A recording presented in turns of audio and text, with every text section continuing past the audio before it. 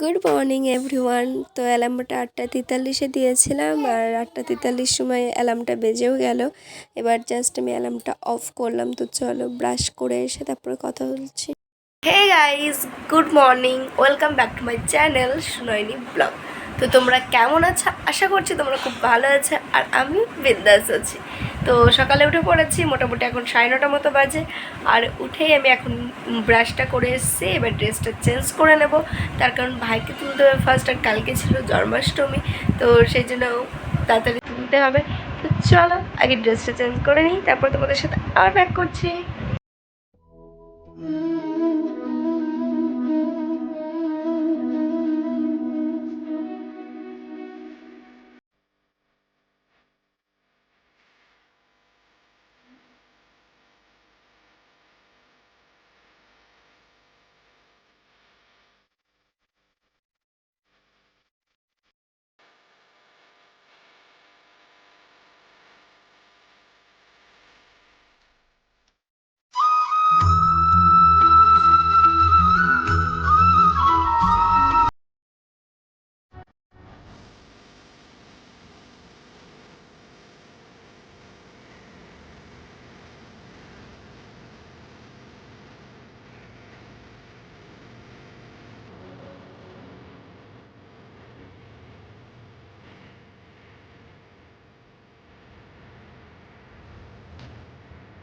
তো গাইস, তারপর ভাইকে আমি ঘুম থেকে তুলে একটু পুজো করে খেতে দিয়ে দিলাম। তো তারপরে আমি চলে আসলাম আমার ঘরটাকে একটু ক্লিন করতে।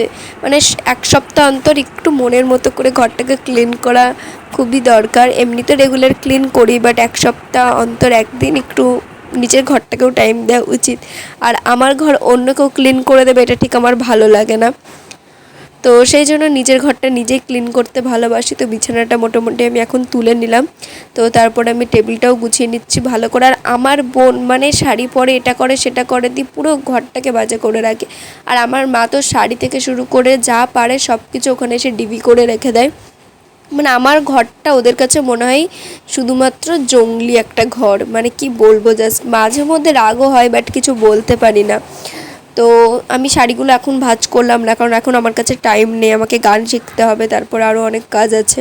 তো সেই জন্য আমি জাস্ট যেইভাবে ঘরটাকে ক্লিন করা যায়, আলনাটা একটু গুছিয়ে, টেবিলটা গুছিয়ে, ঘরটা ঝাড় দিয়ে নিলাম। তো এবার আমি ভাবলাম একটু গান শিখি, কারণ অনেক দিন গান শেখা হয় না সেইভাবে। আর তোমরা তো জানো, তোমরা বোধহয় জানো না যে আমি গান আগে করতাম, বাট তারপরে লকডাউনের টাইমে আমার গানটা ছেড়ে দিতে হয়। আর তারপরে আর আমার সেইভাবে গানটা করা হয়নি। তো যখন মনে হয় তখন গানটা করি। একটা না একটা টান তো থেকেই গেছে গানের প্রতি, তো সেই জন্য আর কি। তো এবার আমি হারমোনিয়ামটাও তুলবো বিছানার ওপর। আর এতটা এই কয়দিন ধরে ব্যস্ত, আমি না পারছি তোমাদেরকে কোনো ভিডিও দিতে, আর না পারছি নিজেকে টাইম দিতে। তো সেই জন্য সেইভাবে কিছুই করা হচ্ছে না। তো তোমরা প্লিজ একটু ম্যানেজ করে নিও, কারণ এটা জন্মাষ্টমীর পরের দিনের ভিডিও। বাট আমার ভিডিও মানে এত জমে গেছে স্টকে, বাট আমি একটাও এডিট করারই টাইম পাচ্ছি না ঠিকঠাক করে। তো এই যে হারমোনিয়ামটা আমি খুলেও নিয়েছি, আর এখন জাস্ট একটা রেওয়াজ করছি। গানটা এখন আমি করব না, কারণ সকালবেলা তো এমনিতে আমার গলাটার অনেক প্রবলেম আছে, তো গান করলে গলাটা ভেঙে যেতে পারে। তো সেই জন্য গানটা আমি এখন করব। তো চলো গানটা করে নিয়ে তারপর তোমাদের ফাইনালি আমার গান শেখা কমপ্লিট। মানে গানের জাস্ট একটু রেয়াজ করলাম, প্র্যাকটিস করলাম। তো গান প্র্যাকটিসটা আমার কমপ্লিট হয়ে গেছে। এখন আমি যাবো খেতে, কারণ আমার প্রচণ্ড খিদে পেয়েছে, আর এখন প্রায় 1টা বেজে গেছে। তো চলো খাওয়া দাওয়া করে নিই, তারপর তোমাদের সাথে আবার ব্যাক করবো। তো এই যে আমি ভাত নিয়ে নিয়েছি, আর আজকে তরকারিটা বোন করেছিল, ডিমের কারি। আর ওদিকে বোনও খেয়ে নিচ্ছে, কারণ বোন দোকানে যাবে। তো চল, আমি এই মাত্র জাস্ট ঘুম থেকে উঠলাম। উঠে মা একটু গাজনাতে মামার বাড়ি গিয়েছিল, তো মামার বাড়ি থেকে আইসক্রিম নিয়ে এসছে। তো এটাই আমি ফার্স্ট এখন খাবো।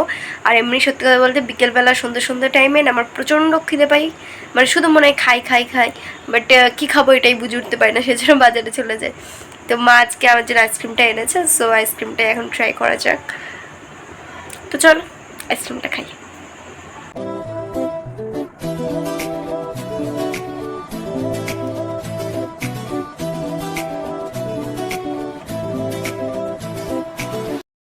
সেই সন্ধেবেলায় আইসক্রিম খাবো বলেছিলাম, তো তারপর আর ব্লগটা কন্টিনিউ করা হয়নি, কারণ আমি একটু গান শিখছিলাম অনেক দিন পরে।